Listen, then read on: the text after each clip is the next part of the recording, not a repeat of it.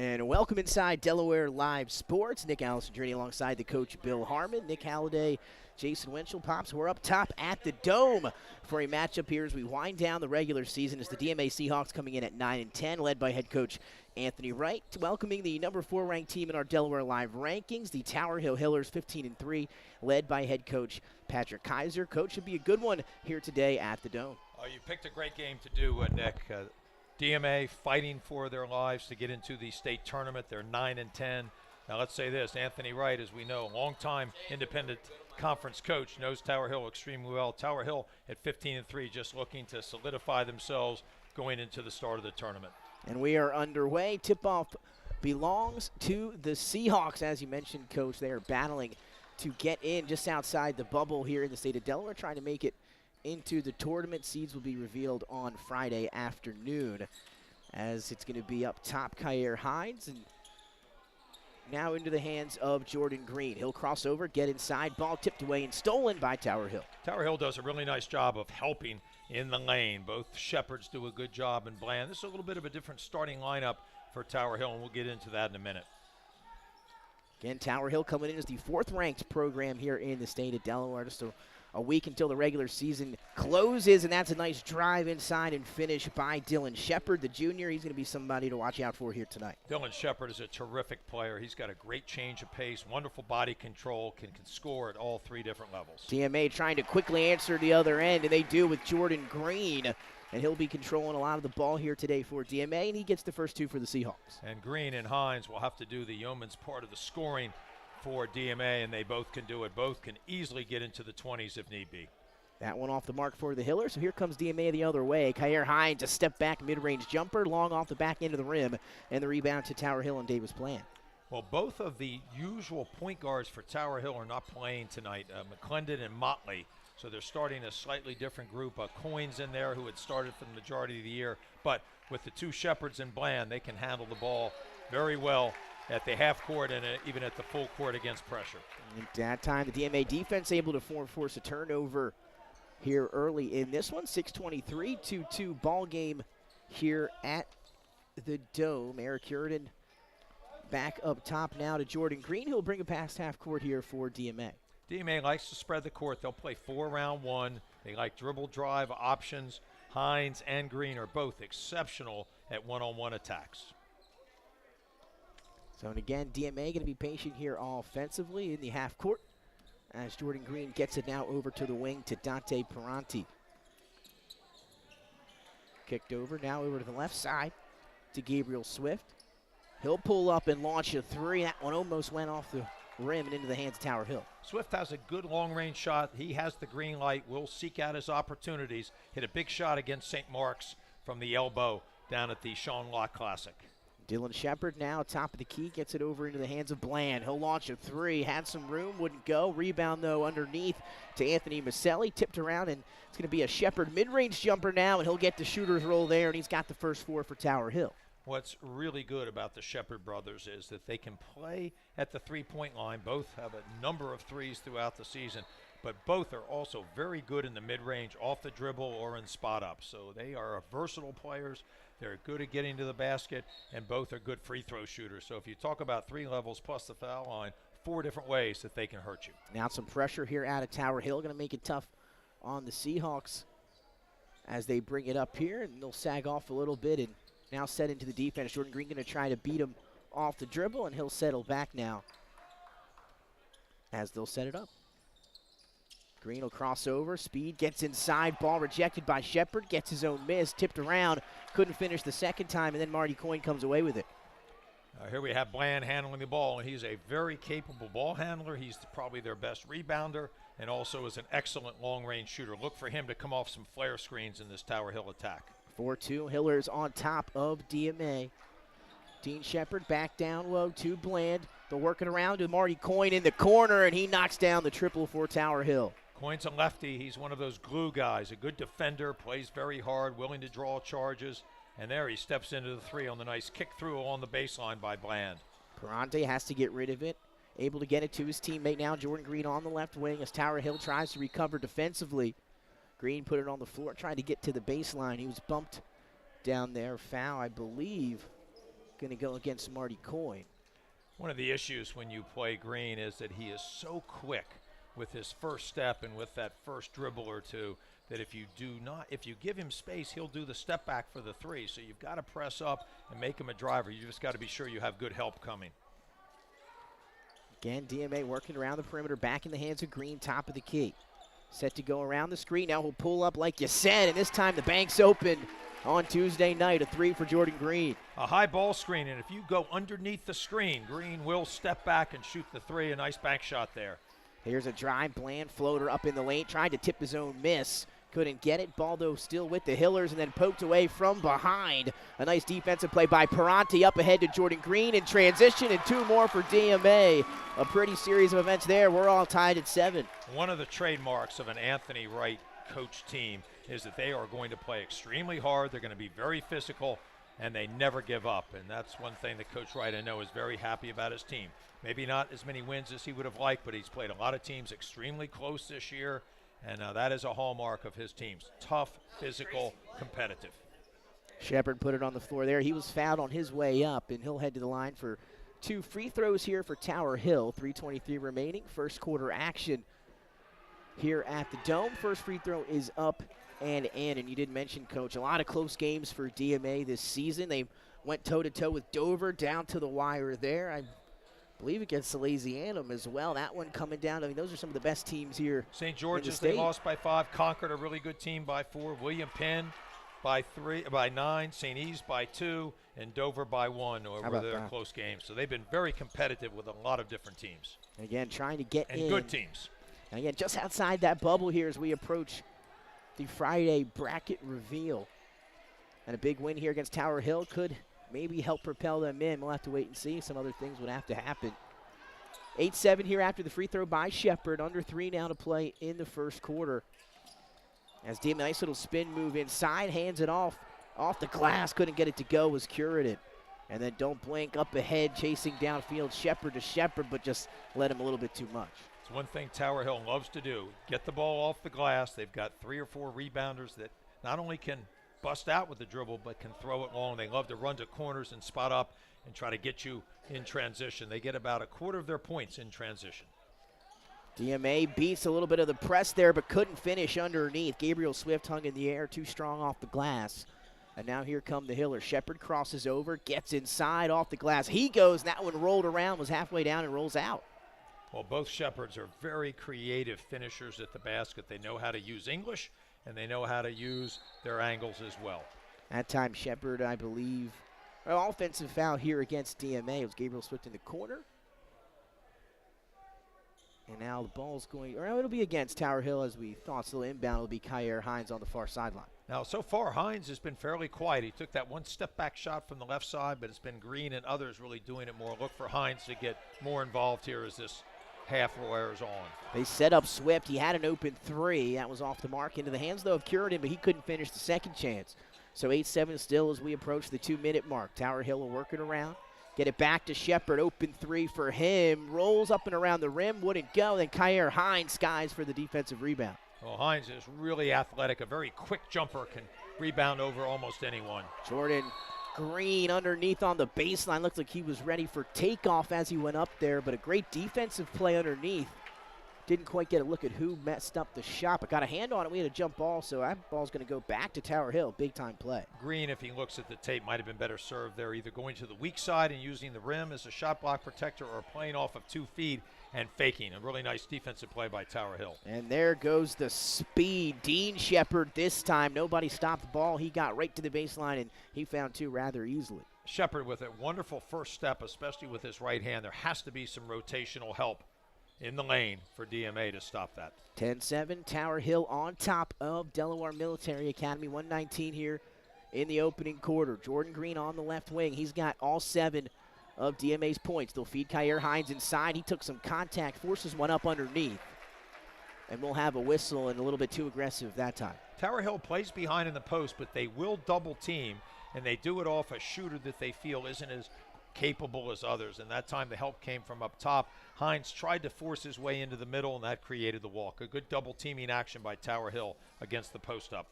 Dean Shepard, one more now to Coyne. Then they get it to Bland in the corner. He'll drive. How about the Kareem skyhook? Wouldn't fall. Offensive rebound once again to Tower Hill. And a nice pass underneath Maselli to Shepard, who finishes. Now we'll have a timeout. DMA will stay right here. Well, what a nice play by Maselli. Working the offensive glass, did a great job then of dropping the ball off to the weak side to Shepard, who was able to finish with his left hand. And that's what you need, are these players that don't necessarily have to be big scorers, but they've got to do the work on the defensive end. They've got to do the work screening and moving and also offensive glass. So a really nice play there by the young man Maselli. And Tower Hill doing a great job, maybe not coming up with all the offensive rebounds, but they are crashing the boards here in quarter number 1. Something to keep an eye on as the game progresses. Tower Hill on top, 12-7. Clock stopped right now, 49 seconds left into the opening quarter. And coming up and just a little bit later at the halftime show, we'll preview a little of Jason Winchell's bracketology. Jason will join us here at the half. We'll go over some potential seedings, potential matchups for Friday. And I'm going to look forward to listening to Jason. Get these advanced notices in. It should be great because there's still a lot of action to happen. You've got to be a genius to figure it out this early. And Glad we have Jay on the on the lookout for it. Yeah, we just pulled him up out of the bunker about an hour ago. He was doing some work. Very lucky to have him. As DMA will work it around. Paranti now into the corner to Jordan Green as we approach the 27-second mark here. Looks as DMA going to take their time. Paranti dribbles, kicks it back out top to Curtin. Now it's Kyer Hines at the free throw line. A step-back jumper. Good contest that time by Maselli. And it forces the miss. So Tower Hill now got 11 seconds to work with as we wind down quarter number 1. Bland will kick it to Shepard. Back up top to Bland. And he'll have it in his hands with 5. He'll pull up. That's a deep one to end the quarter.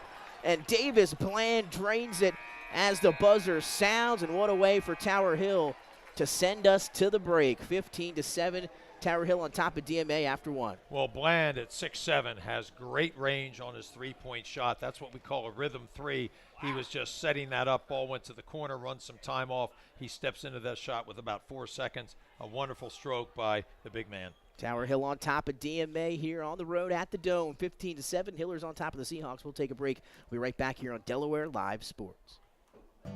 At Ferris Home Improvements, your family's comfort and safety is always our top priority. If you call us for your roofing, windows and doors, siding, decks, kitchen, and bathroom needs, you can expect health screen craftsmen who wear gloves and face masks and follow minimum 6-foot distancing, virtual conferences to discuss project details, job quotes delivered electronically or brought to your door for your review and approval, and our showrooms in Newark and Rehoboth Beach remain open for limited appointments. We're here together. Operating with precautions. To protect our staff. And our customers.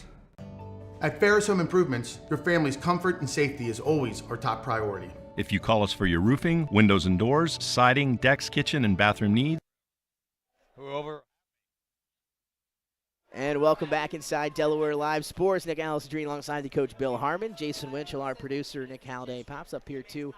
We're at the top of the Dome here at DMA. So Tower Hill 15-7 on top here after 1 quarter of play as we are into second quarter action here at Delaware Military Academy. And it was a lot of Tower Hill getting some scoring from all over the roster there early. Jordan Green with all 7 of DMA's points in the first.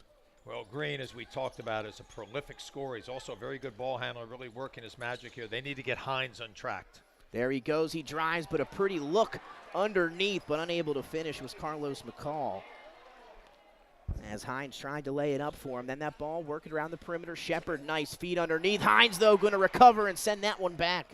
What you got to love about Hines is no matter how his offense is going, he's going to continue to play great defense, the shot block, and then Davis Bland into the mid-range, showing that he can work at different levels. He's a really fine shooter. Yeah, he's having quite the start to this one. Maybe not just scoring, but all over here in this one against DMA. He's been passing, handling, kind of controlling the offense here for Tower Hill early. Give him 2 more. He's got 5 here in the first half. Lead now to double digits, largest of the evening at 17-7. Well, Tower Hill plays man-to-man. They slough off, meaning they're not always hard pressuring the ball. They play some help, and with Bland inside, they do have a rim protector. Working it around the perimeter now. Back it's Swift. Swift looking for somewhere to go. Kicks it over to Paranti. He'll get to the baseline. Jump shot is good.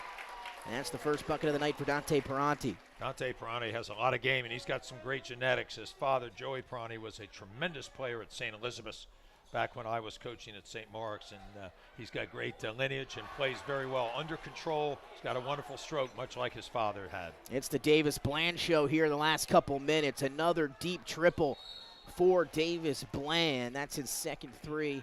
Like I mentioned the last few minutes, he's got 8 in a row for Tower Hill, and that one another deep one from straightaway center. Well, Bland is really tough. He knows his spots on the court. He gets to them. His teammates know. He can also create his own shot, and a lot of players are catch and shoot, not Bland. He can create off the dribble or get to a spot. There goes Jordan Green. Got to the basket, just couldn't finish that time off the glass, and it sails out of play. Last touched by DMA, so Tower Hill will get it back with a 20-9 lead. 6:01 remaining in our first half. Davis Bland did a great job there of rotating over and just changing the release of Jordan Green's shot, which affected enough to miss. So nice defense there by Bland, who does it at both ends. Now it's Dylan Shepard gets to the free throw line. Good defense by Swift to block it, but how about that ball movement? Falls right into the hands of Anthony Michelli, and he's able to finish off the glass for 2, his first bucket. Sometimes it's better to be lucky than skilled. And then the defense to offense, Kyer Hines with yet another block. Looked like it might have been 2 more for Marty Coyne and company, but DMA able to recover that time, and they'll get the ball back. A timeout on the floor. We'll stay right here. 5:36 remaining in the first half. A 22-9 lead for Tower Hill. And, Coach, this one started out close through the intro of the first quarter, and then Tower Hill starting to find more of a rhythm offensively here. Well, they've gotten into flow, and, of course, Davis Bland has had a lot to do with that, with his long range and intermediate shooting. And then the Shepards put so much pressure on you that you're going to inevitably leave some other players open underneath. Michelli, maybe face guard him, take him out of the play. And then offensively, they've got to do something to get Hines involved a little bit more. Run some of their sets, try to post him up. Our Military Academy, they honored their Adlicic and Mackay Gold off on as well. Well, anytime you come in with 8 seniors, especially with a new coach, that's either really good or it can be a hardship because you're trying to instill a new culture. You've got the seniors who've been play at a time, so you're probably going to have some people not as happy with playing time in that. As they're working around to Gabe Swift in the corner, his 3 rolls around, wouldn't fall, and how about the offensive rebound? Time to a 1-3-1. They got the shot from the too easy for the Hillers here in half number 1. DMA can find their way out of it. Green has space, he'll fire. You're always going to stress that top man, and that's Bland, who's tall, trying not to let the ball get reversed. But a nice job there by to Shepard and the Hillers. Dylan to Dean off the glass and 2 more. Stronger than I think people give him Fender. Kyer Hines will dribble for a fuse. Bland. He'll pull up. How about 3 more? Second dribble. If you're not there to contest that shot and make him. Offensively, Hines will fade away, throw that one up, but took some contact by Michelli. So it's going to be on the floor, it seems. So DMA will be Hines and company to inbound underneath their own basket. I've been impressed with Anthony Michelli. Not typically a starter. The junior has done a nice job defensively, playing Kyer Hines, staying with him, contesting shots, being very physical. They'll get it to inbound. They get it to McCall, who's fresh into the ball game and had a few nice plays, but couldn't get it to go that time inside. And then a whistle, maybe out of bounds. It'll send it back to Tower Hill with 3:19. Well, Tower Hill plays behind, and they'll allow you to post up. And if you have a right and a left-hand jump hook and can get inside and use a fake, you might be able to exploit their interior defense. But right now, they're just rising right up into shots. Tower Hill's building that wall and making it very difficult to score over them inside. Again, Jordan Green, he's got 10 of the 14 for Delaware Military Academy. Carlos McCall with 2, and then Peranti with the other bucket. As now you see some pressure out of the Seahawks. Tower Hill able to break it. 2-on-2. Shepard bounce pass up ahead, and a nice recovery. I believe Peranti might have got a hand on it from behind, and the freshly checked in Cade McPeak. Well, McPeak is a sub that plays a fair amount. Tower Hill does one thing I really like. Against pressure, they're going to try to exploit it and punish it and score immediately if they have the opportunity. Here's Shepard, gets inside, throwers. Well, Shepard is just too physical. Shepard just taking advantage of some lax defense on the part of DMA. Dean Shepard has 9 for that pressure look. Well, a nice job there by McPeak, helping out, forcing the turnover by Green in the lane. One thing that Tower Hill does very well, they play good help defense. They rotate. They see where the ball is. They get an extra set of hands in there. And now DMA responds with their full court man-to-man. Yeah, a little, but I believe out of play, last touch by the Seahawks. Competitors, and obviously showing off a little bit of a long pass there. Dean Shepard, that one's nothing but net. Another straight away. Collected players play at a wonderful pace, do both of them, and play both ends of the court very hard. Here's Kyer Hines, DMA going to see if they can answer. Need to put a stop to this Tower Hill, and Bland hauls in the rebound. Again, Bland and good takes up, and there was nobody to pass to. That altered the shot of Green. Timeout on the floor, 2:02 remaining here in the first half. 4-5 sports rankings. Again, that's not necessarily how the seedings are going to project on Friday, so a lot to get into the rest of the week with some big games tonight. Sally's getting a win, I believe, on the road, Jason, right? Was it on the road against Paulsboro, New Jersey, a 50-40. As I've said in the past, I think has the best talent. Time they were the best one in 16, probably the tournament for them. I think they're going to be Santa, who retired from Tower Hill and went into his family business. Chris set this culture up. He did a great job.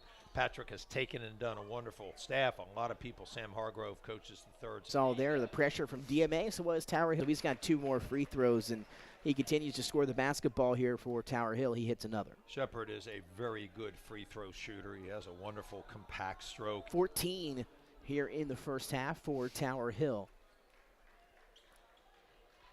As we now have some subs in for, as it'll be DMA and Prati here with 1:50 to go in the first. You see Tower Hill not necessarily switching off the screens. They'll just kind of show and allow the defender to come back. And he'll take contact there, so Kyer Hines will head to the free glass, collected his own miss, and was able to get fouled. So that's what good, very solid, gets you back on track. And as he lines up free throw number 2. With this lead, they like to run some different sets. They'll get off the dribble and shoot the 3. Very difficult to defend. You've got to have extra help in the lane. Dean able to find his second bucket there. And once again of Davis Bland, who's maybe putting together a double-double here in the first half. He certainly. Shepard dealing with 4 points here in the first half. String will have to recover, and we'll on the wall. The Shepards will be able to hurt you. Shepard to McPeak, give and go back to Shepard, leans into the defender, a 21-point lead. They're just really difficult to stop. The 2 Shepards he can hurt you on the offensive glass, so he does it himself going a little bit more. It just can't be on the back. About some matchups this week and maybe look ahead to Fridays here on Delaware Live Sports. Hi, I'm Scott Kammerer from Blue Coast Rehoboth. Thompson Island will follow the Sodell tradition. Enjoy happy hour with friends at the bar or some Sodell concepts. Today we're at Lupo Italian Kitchen in downtown Rehoboth Beach. Come check us out. Located inside the Hotel Rehoboth, Lupo serves coastal Italian cuisine with fresh pasta made in-house daily. Lupo features plenty of unique craft cocktails and an extensive award-winning all-Italian wine list. Popular dishes include lobster bucatini, veal meatballs, grilled swordfish. Welcome to Premier Physical Therapy and Sports Performance. We're a locally owned outpatient physical therapy practice with convenient locations in all 3 counties in Delaware. At Premier, we have experienced physical therapists with advanced credentials, but their hospitality, passion, and enthusiasm is what makes the difference for you. Find our convenient locations at premierptsp.com. You may have tried physical therapy, but have you tried Premier?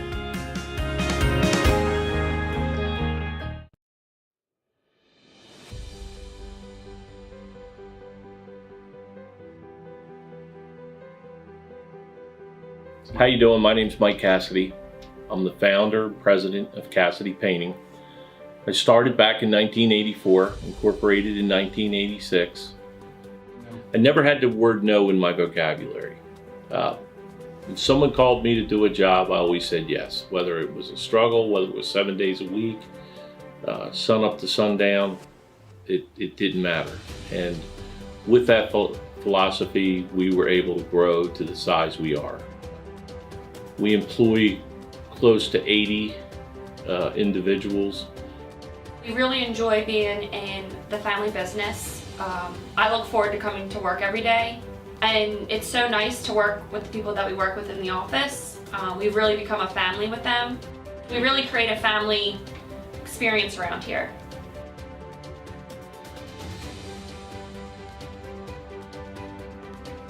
And Cassidy Painting is a very diversified company. We don't say no to anything. We deal with everything from epoxy floors to painting buildings to spray foam insulation, spray fireproofing. If it deals with a coating, we can handle it. So when our customers call and they're under the gun and they know the need to get a job done, they know who to call because we perform. We've always been performed. We've never been replaced out of 37 years of business. For any of your painting needs, we can handle it.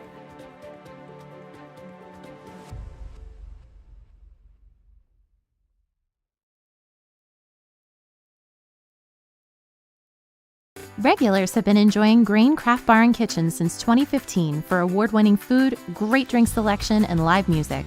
Now it's your turn. Bring your friends and family to our locations in Newark, Kennett Square, and our waterfront locations on the C&D Canal and in Lewis. Even your dogs are welcome on our heated patios. Enjoy lunch, dinner, or a weekend brunch that Elle Magazine said was one of the 50 best in the country, and find out for yourself what keeps people coming back to Grain. Not a regular? Stop in and we'll make you one. We all know that choosing the right company for home preservation can be challenging. Your home is your castle, and only the best and most trusted will work, right? Of course. So why is Ace Handyman Services different and the right choice? We take great pride in our easy, no-hassle scheduling and communication process. You call, we answer, and we listen. Or take advantage of online booking 24/7. Once we understand your home needs, we schedule a craftsman to arrive at a convenient time for you. You then receive a pre-call the night before from your craftsman. On my way text notification so you know when to expect your craftsman. Easy, convenient, no surprises, ever. Our commitment is to treat. Our multi-skilled craftsmen will complete the work on your home in a workmanlike manner. If we don't, we'll come back to make it right. It's what we do and have been since 1998. Simply put, we're different. Ace Handyman Services, bringing helpful to your home.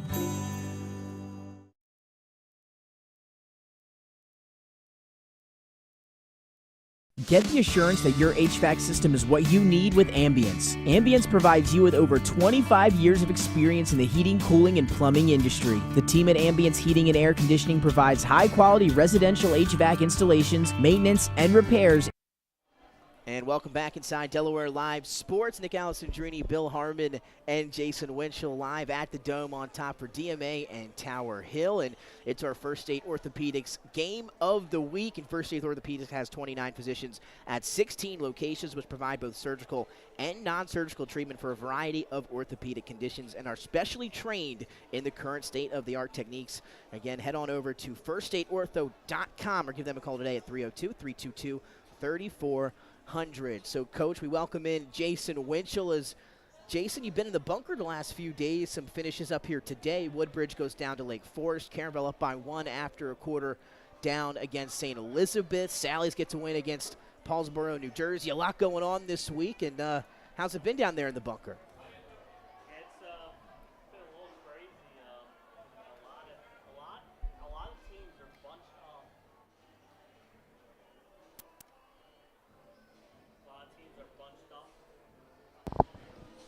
A lot of teams are bunched up. So a lot going on this week. A lot of big games. I saw a lot of teams added games. Like I saw Archmere and Sanford are playing Wednesday night. Some of these teams were at 17, 18 games. Some wanted to keep 17, 18 games. Some wanted another game. Like Sally's adding Paulsboro last minute. Sanford adding. So a lot could change this week. There's 4 teams, I think, battling for the top seed right now in Slazy Annam, Sanford, Tower Hill, and Caronville. It's all going to come down to a lot of those bonus points. And like Coach said earlier, Sally's with that out-of-state schedule early in the year picked up, even though they didn't pick up some wins, they picked up some good bonus points. So, Jay, I mean, hypothetically speaking, if it were to end today, I know Sally's picked up a big win. What are some other shifts, or how do you see everything going down this Friday? Are there any games specifically you're looking at this week that may have an impact on Friday? Yeah, there's some big games. I think St. Elizabeth's game tonight's real big. St. E's can be anywhere from like a 10 to a 17, depending on how it plays out this week with games. So they have a chance to pick up a 4-point win tonight against a good Caronville team. So a lot of big games still out there these next couple of days, and a lot can happen. Like I said, a lot of teams are close. The only thing I didn't do, Nick, was I didn't do the tiebreakers. I didn't get down to that common opponent and the head-to-head. I mean, if they had played head-to-head, I would do that, but I didn't add all the common opponents and then go down to the different ones. So, Jason, I've got a question for you, and certainly the listeners would be most interested. We know who's going to be at the top in the middle. Give me 3 or 4 teams that are going to be in that 22, 23, 24 area. Yeah. They get in, as we all know. There are only 24 teams that make it. The top 8 get buys, and then 9 plays 24 in a tennis draw. Yeah, exactly right. And, Bill, a good thing you pointed out, I did a bubble watch, and one of the bubble teams is the DMA team here tonight. They were sitting about 26-27 coming into the night, but obviously a 4-point win. Some teams in that 20 to 24 range is that Delmar team. St. Mark's is right around 20 right now, so there's a bunch of teams right in that. Polytech's another one. Milford, believe it or not, who beat St. Mark's this year and sitting at 10-7, they are outside looking in. So a lot of teams right at that bubble. And we just have a score update here. Both of you guys probably haven't heard this one yet. St. Andrews beats Sanford tonight. Again, we'll have to get the score for you, but Sanford goes down to St. Andrews. So something that could have some effects as we begin second half action here, maybe on Friday. So that's a big win for St. Andrews and a tough loss for Sanford. I scouted the Saturday game at Sanford with St. Andrews. It was a very physical, emotional, hard-fought game. Sanford ended up pulling it out by 3 points, but there wasn't a lot to decide between the two teams. St. Andrews always plays very well at home, and that's a tough place to play if you're not used to going down there a lot. So a tough loss for Ty Perry's team, though they're going to be around late into the playoffs. They are well coached and have some terrific players, but a big win for that St. Andrews club. That shot goes up and in for Gabriel Swift, his first bucket today as we are back underway here at the Dome. And again, a little bracketology. We're going to try and see if we can bring you a bracketology show on Friday afternoon. We'll stay tuned for that as the week progresses. But Coach back here with the task at hand, and that's Tower Hill. A little couple dribbles inside and up and in for Anthony Michelli. And Tower Hill out of the locker room and picking up where they left off. Well, Michelli did a great job there of just backing down his defender, turned around and faced up and made the shot. So he's come off the bench and really given them, as a starter tonight, some great minutes. And again, Shepard wide open under there on the block, floats it up and in, and that's something you can't have happen. As Dean Shepard, he led all scorers in the first half with 16. That bucket gives him 18, and then the Tower Hill defense forcing yet another turnover. Things starting to snowball here at the Dome. And the reason Shepard was so wide open is the ability of Bland to look over the defense and make these point passes as the big 6-7 point forward, and he really changes the dynamic of the game. And Coach, I was talking here off the air at halftime, and I was saying is hangs in the air and a reverse finish for Marty Coyne. It's all Tower Hill here on this Tuesday, because one of the things I was referencing at the break when we were kind of off the air at the half was I said Bland reminds me a little bit of Nikola Jokic for the Denver Nuggets. I see that in his game. He can shoot, kind of facilitate. He does it all out there for Tower Hill. He's very skilled. He's long for high school basketball, especially in the state of Delaware. He's a good competitor. He's got great range on his shot, handles the ball well. He's a good defender, especially around the basket, an excellent rebounder. So there's not much that Davis Bland can't do. So he's a huge factor for Tower Hill. Kyer Hines going to put his shoulder down, gets inside, and there you go, Coach. You see him finally being aggressive there and able to find two. They get Hines the ball in the mid-post on the left side. He just drop steps quickly, gets to the basket, plays through contact. They need to do more of that to keep Hines in the game. Shepard will elevate from the mid-range. That shot falls off the rim into the hands of Jordan Green. That was Kyer Hines' first field goal, I should say, of the ball game. Green racing down the court. He'll get it back from Parate as they set up the wing. A little jab step. He'll back down Shepard, and he'll kick it back up top to Hines. Well, Shepard's done a nice job of defending Green, kind of leveling him off as he makes these forays into the middle. And Green is so good at getting anywhere he wants to get against most people that the defense of both Shepards have been excellent against him. Again, Shepard had no one around him from inside the free throw line. Wouldn't go. Bland recovers the loose ball for Tower.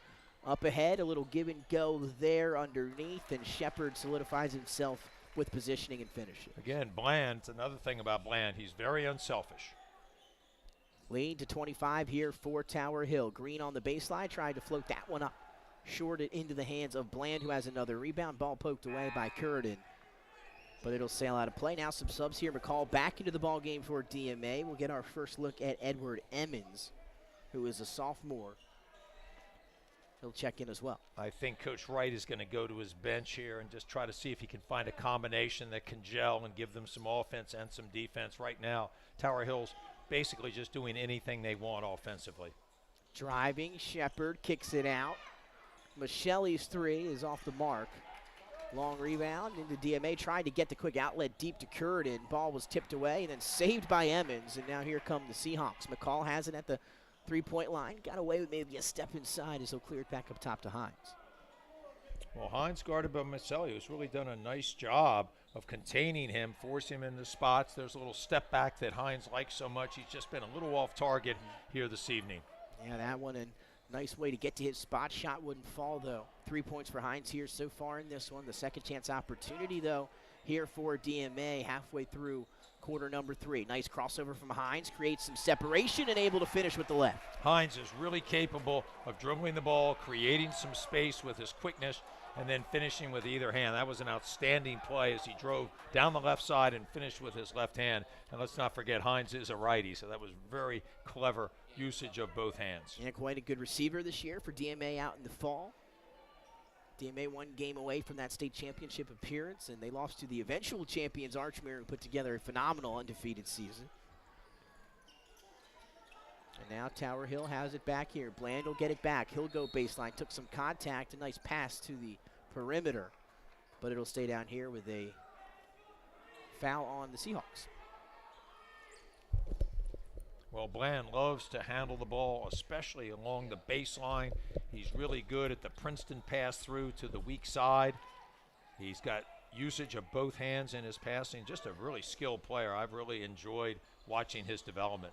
Once again, freeing himself up underneath is Shepard, and he's just coming off screens and just finding open spots underneath, and his last 3 buckets might have been the easiest of his season. Well, both Shepards, this was Dean that scored down on the last play, are really good off the ball with their movement patterns. There's Kyer Hines, coach. Stepping into a shot over Maselli, something he probably needed to do a little bit earlier and a little bit more often, but it's good to see the senior getting on track here in the second half. McCall almost comes up with the steal. Tower Hill gets it back, had a cutting coin, but then we have a foul here, a timeout on the floor. We'll stay right here with 3:15. So still 48-26, a 22-point lead here for Tower Hill. And Coach Tower Hill, they're going to now clinch the independent conference with Sanford's loss today to St. Andrews. Well, a wonderful season for Pat Kaiser's team. They're right now 15-3. Their only loss early in the year to Seaford by 14. They lost to Salesiana by 8, and then a late season loss to Sanford by 9. But otherwise, they have had a really difficult schedule and have a lot of terrific wins. Malvern Prep, Sanford early in the season, St. Andrews twice, Friends, beat Archmere handily, beat Caravel by 13, which I thought was a very impressive victory, beat Tatnall by 22, CR by 18. They have the capability of getting up and down the court, shooting the 3, and they play very well together. Pat Kaiser's got to be very impressed with his team's play this year.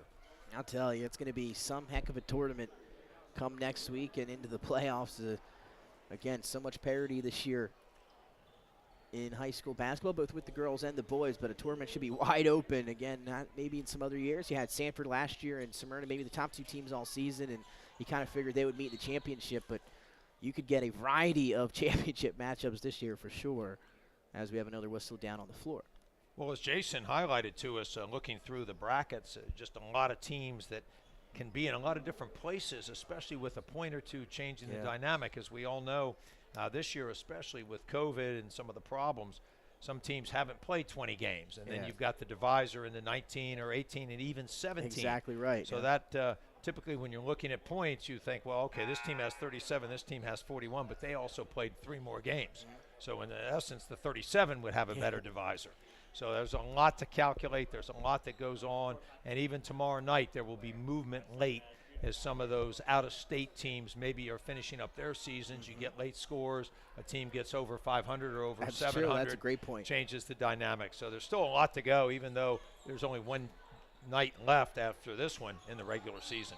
And again, we'll maybe talk a little bit more about that into the fourth quarter as we have another whistle here. Actually, we'll bring in Jason right now. And Jason and Coach, again, we'll see. We're going to try and be tomorrow night at William Penn for William Penn and Appoquinimec. Should be another good one, Jay, but that one should have some ramifications on the seedings as well for Friday. Yeah, absolutely. William Penn is sitting right now. If they win, they would go, like Coach said, they would go over that 700 and get some more teams a point. Also, the Flight A is on the line.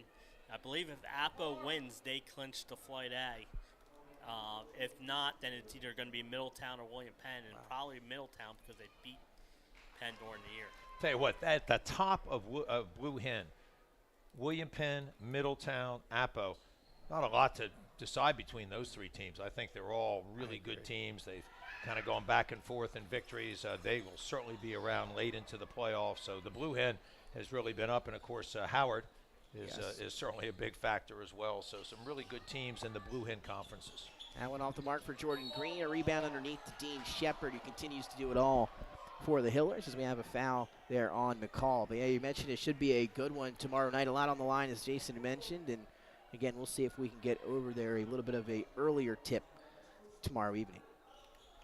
Well, that should be a fine one. Both teams I saw play down at the Sean Locke Classic, did both games. They are talented, and they're right now playing at a very high level and a fun game because there's a lot to play for tomorrow night, the last game of the season. Yeah, whistle here and a ticky-tack one potentially as you hear the crowd get into it as Tower Hill racing down the court there. Still 50-26, under 3 to play here in the third. And yeah, you mentioned when that William Penn backcourt can get going with Gabe Valmont and Jalen Sample, they can really start to light it up. We had the game with Mount Pleasant, and they combined for over 50.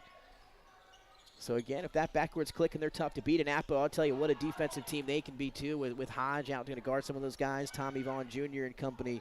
So that should be an exciting one tomorrow. And Jay, are there any other matchups maybe the rest of the week that you're kind of looking toward, or that could also have some type of potential effect? I mean, we saw St. Andrews and Sanford here tonight, giving the independent conference to Tower Hill. Yeah, I think a big one tomorrow could be Sanford-Archmere. You know, Sanford coming in off a loss. Archmere, you know, a win over Sanford would give them lots of confidence going into the state tournament. You know, Archmere won the Diamond State. A lot of people probably didn't give them a chance to win it this year with St. E's coming over. Archmere goes on the road and beats St. E's at St. E's. Lost to DMA at home, but came back and beat a good Conrad team on the road to clinch the Diamond State. Well, I think we were very fortunate over in Archmere. We got some really good play from our seniors. Concord, which was our game last night, is a really well-coached team. I think they're doing a great job over there. And fortunately, our defense showed up, but we've got a huge challenge tomorrow night against Sanford because they'll be back and they'll be ready to play, and they're an excellent team with a lot of different weapons, and they'll certainly we'll need to play our best game of the year to even be able to stay in that one. Yeah, Sanford quite a team. Again, we had a chance to catch that victory over Howard at Sanford earlier this year, and Sanford again was able to do everything they wanted to do in that game. They were able to slow it down. They played exactly the way that Coach Perry had envisioned, and it resulted in a big win over, at the time, #1 Howard. And isn't that interesting? St. Andrews and Sanford played Saturday, and now they've got to come back on Tuesday. You don't see that That's right. Very often, but in this COVID era, you have cancellations, postponements, etc., and those things can happen. So let's give Terrell Myers a big kudos for getting his team ready to go at home against a really good Sanford team after a tough loss on the road on Saturday. A whistle there. Hines' mid-range jumper was off the mark. Bland with yet another rebound for Tower Hill. A whistle went against the Seahawks under 2 minutes to play here in the third. A big lead for Tower Hill. Again, just a little while ago, wrapping up that independent conference. We'll see as the week progresses on Friday what kind of seed the Hillers will be dealing with. That ball picked and stolen the other way. Evans with the left hand. He's got his first bucket. Well, this DMA pressure, they have a zone that they play from time to time, but this is man-to-man. They're just playing very aggressive here, looking to create some steals. Anthony Wright's team, as I mentioned, they will not quit. They'll play hard, and he's just looking now at players probably for next year, how they're going to compete in these closing minutes against Tower Hill. Coin, that floater off the mark. Hines was going for the rebound, last touched by Tower Hill. And yeah, you mentioned it, DMA with a nice number of seniors this year. And again, they don't, potentially if they were to lose this game, would be their last game here at Delaware Military Academy, and some of the better players that they've had over the last couple of years. Kyer Hines, as you mentioned, Jordan Green and company. And again, we'll see how they wrap up their career here at DMA potentially tonight. Well, Anthony Wright will definitely miss those two seniors in particular. Big scorers, great kids. Also, Dante Parante's had a really nice season for them. And then some of the other role players off the bench who haven't played as much, but certainly contribute. And there's probably great practice players. And I know over here at DMA, they always are tough and they're very, very physical. And DMA, one of the schools that's been on the rise, both athletically and academically here the last few years. Wrestling team making it to their first state finals appearance this winter. The football team 1 game away from making the championship appearance in the fall. So DMA on the rise here, and as Bland able to hit yet another free throw, he continues to have a good performance here tonight for Tower Hill. He just does whatever needs to be done. What's impressed me about Tower Hill this evening is their composure. DMA at home, very physical, really tough, play very hard. They just have not been at all bothered by that. They've played at their pace. Yes, they've had a couple of questionable turnovers, but overall I think they've played very well. So Pat Kaiser's got to be very pleased with his team going into the tournament. Here's Jordan Green. He'll put a little hesitation, gets by Dylan Shepard, and able to get inside and get 2 more. Well, Green has a lot of ways to hurt you. I've always liked his ability to change up his game. If his outside shot's a little off, he will drive it. He can finish through contact, and he's an excellent free throw shooter. So many times he's driving to get fouled. DMA able to come up with the steal that time. 52-30, 6 seconds as we wind down quarter number 3. Green, step back 3 at the buzzer is long. And that should bring us to the end of quarter number 3. Tower Hill remaining on top here on the road. The Independent Conference champs lead DMA 52-30. We'll be right back after the break. Fourth quarter action coming up here on Delaware Live Sports. Welcome to Premier Physical Therapy and Sports Performance. We're a locally owned outpatient physical therapy practice with convenient locations in all 3 counties in Delaware. At Premier, we have experienced physical therapists with advanced credentials, but their hospitality, passion, and enthusiasm is what makes the difference for you. Find our convenient locations at premierptsp.com. You may have tried physical therapy, but have you tried Premier?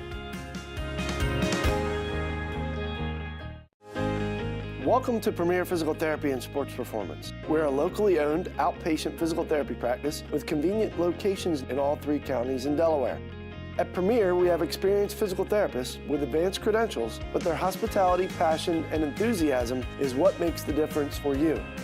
Find our convenient locations at premierptsp.com. You may have tried physical therapy, but have you tried Premier? Welcome to Premier Physical Therapy and Sports Performance. We're a locally owned outpatient physical therapy practice with convenient locations in all 3 counties in Delaware. At Premier, we have experienced physical therapists with advanced credentials, but their hospitality, passion, and enthusiasm is what makes the difference for you. Find our convenient locations at premierptsp.com.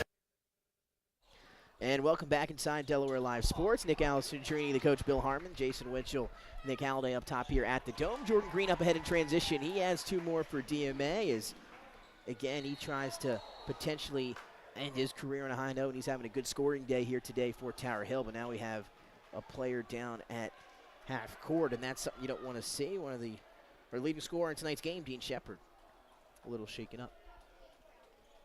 Well, Jordan Green, when you watched him play football, was dynamic. In basketball, he gets almost anywhere he wants. He has great speed. He is a capable long-range shooter. The thing I like about him is I think he's an underrated ball handler.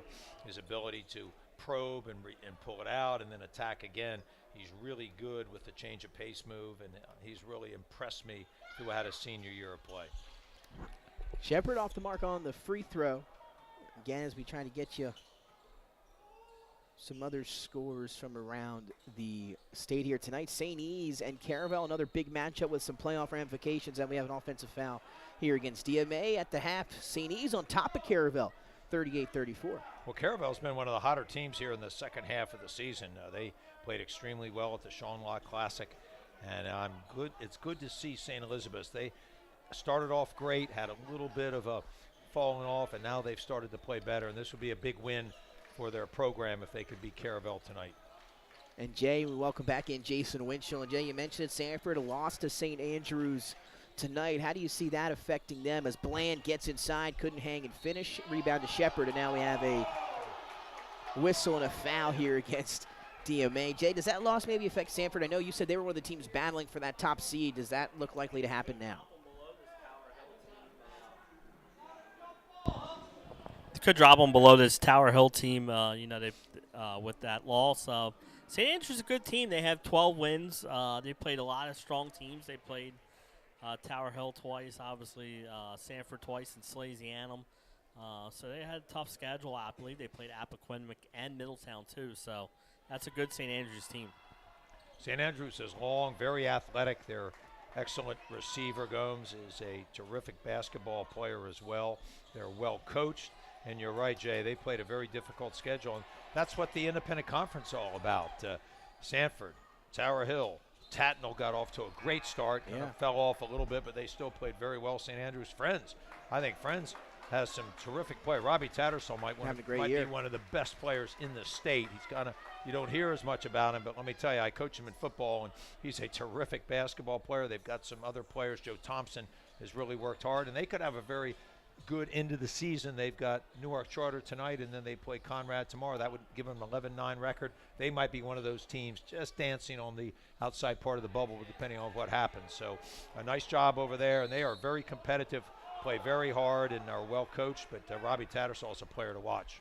Yeah, yet again, a tough loss for Friends to Tatnall, 41-40, I believe, a couple days ago, and I believe Tattersall up with 20 or more, I believe, in that one as well. He is having a fantastic season for Friends, and we've been talking about St. Andrews just a few years ago removed. When the pandemic first got started, we were on our way to see St. Andrews play at the Bob Carpenter Center, and what a run that was for them. And then obviously that had to come to a screeching halt through the pandemic, playoffs canceled, and once again making some noise here as we approach playoff time.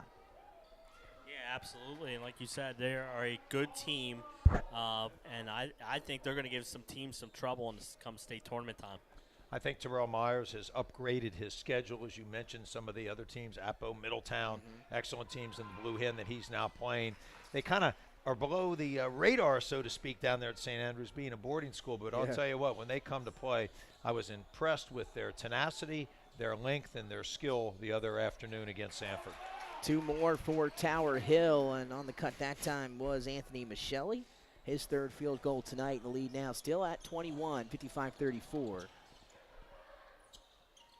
This has been a very solid surgical performance by Tower Hill. Their key players, the two Shepards and Bland, have played well, but I've also been impressed with their, what you might call their role players, their secondary players that you don't hear a lot about. I think they've gotten some great minutes from Coyne, Maselli, McPeak. They do a really good job. They know what Coach Kaiser wants.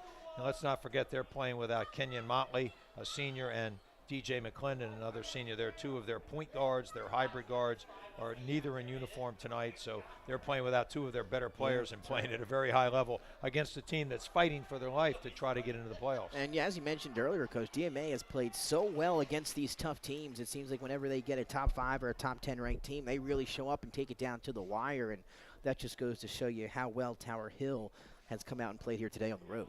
Well, when you shoot as well as they have, and you have two outstanding drivers, the two Shepards, Dylan and Dean, they are really tough to deal with. And then Bland, who is that, I didn't want to call him a Swiss Army. He can do everything at a very high level. We know he's a great shooter, good rebounder. I think his defense is underrated as well. They're a really tough team, and then you throw in these other players who are doing a really good job, know their roles, know what to do.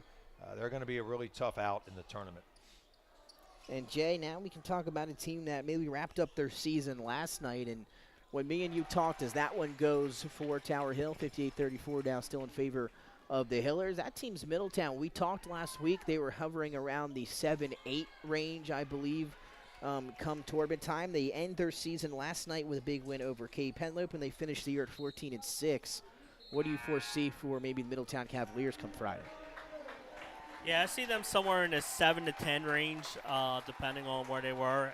They're all bunched up right now. Appo, Middletown, Dover's in that range, and Seaford, believe it or not, with their strong second half, all in that 7 to 10, 11 range. That it's going to be interesting to see where all those four teams end up. And Seaford's a very interesting team to me, Coach, and I think that's kind of where we were leaning towards there. Have you seen much of Seaford this year? And, sometimes they look so good, and other times, maybe not as good. I saw him beat Tower Hill by 14. Grant you was at Seaford, but they played terrifically well. They shot the three well. Their pressure bothered Tower Hill. Now, that was early in the season, and it was on the road. Tower Hill I don't think, they didn't have DJ McClendon, and so their pressure breakage wasn't as good as they needed it to be. But Seaford was really impressive, very athletic, shot the ball extremely well. Anytime you beat Tower Hill, whether by 1 or by 14, you've played very well. So I think they're going to be a really difficult team to deal with. And Nick, one thing to point out, that Henlopen and South has 3 teams over the 701 mark, so that will help Seaford come tournament time because they play them each twice. Oh, there you go. Delmar and Laurel? Laurel, Woodbridge, and Delmar. It's a pretty tough combination down there. And again, Seaford started out the year at the number 1 spot, I believe, as we broke right after football season. They were the preseason number 1 coming into the season, and they hung there for a week, just as every other number 1 team did throughout the season. It was the year of number 1s going down here in the state of Delaware. As, again, a 58-34 lead for Tower Hill, almost halfway through the 4th quarter here, is the Independent Conference champs on their way to yet another victory. Could be victory number 16 on the season. 2 more there that time as we have some subs for Tower Hill. Up and in is Jordan Harmon, the junior, fresh in for the Hillers. So we talked a little bit about Middletown. We talked about Appo, Dover, all in that range. That's a 3. It seems every time DMA starts to make a little run, Tower Hill just has an answer for it. This is a really veteran team. They've played together for a long time. Pat Kaiser's got to be very proud of the way this team has evolved and staying at a high level throughout the year. Here's a drive from Shepard, and that shot, I believe, blocked from behind. A pretty play that time by number 11 in white, Ethan Adlasich, who is also a senior here, playing in potentially his final game as we have a loose ball on the other end of the court. Some bodies hitting the floor there. But Jason, another team we talked about last Thursday as a team that was at the time hanging around a top 15 seed, a team I haven't had a chance to see yet this year. That's Delmarva Christian and the Royals. They were hovering around that 10 or 12 to 15 range last week and could be a first-round matchup. We talked about that. How do you see the Royals coming into Friday? Where do you project them to be? Yeah, I project them somewhere in that 12 to 16 range. Probably will have a first-round home playoff game. Played a tough schedule with those Henlopen South teams down there. Also, they played in that ESCI conference, and Worcester Prep had a good season. Salisbury Christian, who ended up winning it, had a fantastic season down there, too. So they have some bonus points coming their way. They also played Caravel and Appoquinimink and CRs. They played some teams that will give them points. You do not want to play Delmarva Christian in the first round. They are a nightmare. They've got a great point guard. They've got a combo guard, Jones, who is terrific. Might be one of the most unheralded players in the state. They've got a big man who can step out and shoot threes. He's about 6'8", and they've got 3 or 4 other players that they can either substitute or start who I think are very solid. This is another one of these teams a little under the radar maybe, and people don't regard them because they play in a league or play a lot of teams out of state, but they can really play. They get up and down the court. They're not afraid of anybody. I saw their Appo game. They were tough in that. They competed with Appo until the final minute.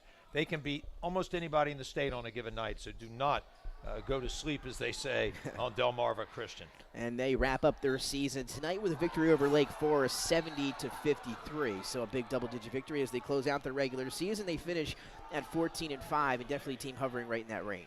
One of the higher scoring teams in the state. They love to get up and down. They've got shooters, and they can run the court and are very well coached. So, as I said, if they get a home game, they'll be really tough. Even if they're on the road, they bring a game in that's really exciting and electric and can really play. There's 2 more for Tower Hill. Lead now at 64-40 as we hit the 2-minute mark here at the Dome. Tower Hill on their way to finishing the regular season with another W. Again, they're our 4th-ranked team, but we'll have to wait and see what happens for Friday with Tower Hill and potential seedings. And Jay, we'll talk more about this on Friday. Do you see Tower Hill maybe grabbing a top 3 seed? Yeah, they're up there again, like I said, with Caravel, Howard, Slasianum, Sanford, and them. So it could all so shake they could potentially be a top 3 seed. There's no question about it. They got and even like Bill said, they played Seaford earlier, so their schedule was tough. Oh, they have a lot of bonus points, and in our state, as everybody knows that's listening or watching, it's all about points. So it's a math quiz, so to speak. So Jason and you might know really good teams. It should be 1 or 2 or 3, but then somebody else with points and a favorable schedule and some things breaking out, all of a sudden you can have some overseeds and clearly some underseeds like a Delmarva Christian. So it's a different way about going about it. You've got to calculate these points, and so many things can happen so late that you might have one bonus point change the whole dynamic of 4 or 5 spots. Yeah, Bill, like you said, a Friends team that could, with a win today, gets over that 501 mark, adds bonus points to 20 opponents. So, teams sitting right there, at 17 or 18 could go up to 15 or 14 with a Friends win. So a lot depends on how your opponents do this last week of the season. And, of course, Tower Hill played them twice, so if they end up over 500, that's 2 more points for them. Tatnall played a game tonight to put them over 500. They were playing Odyssey Charter. I mean, that would be a game that most people would expect them to win. You never know. And all of a sudden, there are these bonus points kind of creeping in late that weren't already calculated at the moment. You have to have played these teams to get the credit for the points. And Jason, under a minute here at the Dome. Hines going to try and end his career with a deep 3. That one off the mark. Rebound up for grabs, but Jason, clock stopped at 35. We're winding down here at Delaware Military Academy, looking like a W for the Hillers here on the road, Jay. But if there's one team, as we were talking about teams that might be underseeded or overseeded, is there a team maybe in the late seedings? I want to give you a range, maybe 15 to 24, or maybe even in the 20s, some team that you think is maybe underseeded that could give a good team, some fits? Oh, yeah, there's a bunch. Like Bill said, where does Delmarva Christian finish? Are they somewhere down there? And if they are, they can go on the road to win. They go on the road. They play fine on the road. Another team I think a lot of people don't know too much about is Delmar. I got a chance to see them play against Lake Forest. They're a very talented group. They play down there in the Henlopen South, and they'll be seated somewhere in that 18 to 24 range. And they got a great guard that can shoot the ball, and they do a great job defensively. And they escape with a win here tonight against Early College. That game at Delaware State, a 45-42 victory. Delmar able to squeak it out, as we saw earlier on Twitter, as clock expired. So a win there for the Wildcats. What I like about a Delmar team is they can win in a high-scoring game or win in a game in the 40s, and not many teams in the state are capable of doing that. The better teams can play at different paces.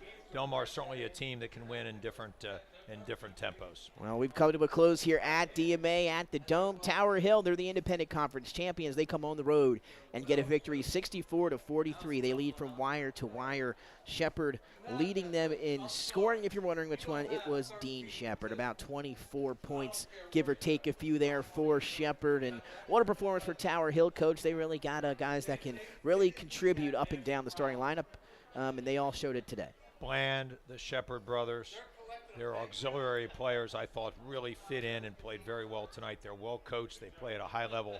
They can defend. They can run. They can shoot the 3. They can put it on the floor and score. And they're a very good foul shooting team. So this is going to be a very good team as we get deeper into the playoffs. It will be a hard out. And remember, they're not playing, at least at the moment, with 2 of their better players, the guard, Moxley and McClendon. So we'll see how Pat Kaiser works his lineup. A tough end of the season for Anthony Wright, a longtime coach in the Independent Conference over here, really trying to recreate his programs that he had at Tatnall for so many years, won a state tournament, had some great players, and he will eventually get this program turned around. They have some good youthful players. They're going to miss those seniors, Hines and Green in particular, excellent players who've had great careers here. They will be missed, but he's got some youth coming up, and give Anthony Wright some time. He's going to do a wonderful job here. Tower Hill, they finished the regular season at 16-3. DMA 9 and 11. Again, seedings will be revealed Friday morning. A lot that can shift in the final week of the regular season. For Nick Alessandrini, the coach Bill Harmon, Jason Winchell, Nick Halliday, and Pops up here atop the dome at DMA. Tower Hill, again, they get the win on the road. We'll see you tomorrow night for William Penn and Appoquinimink.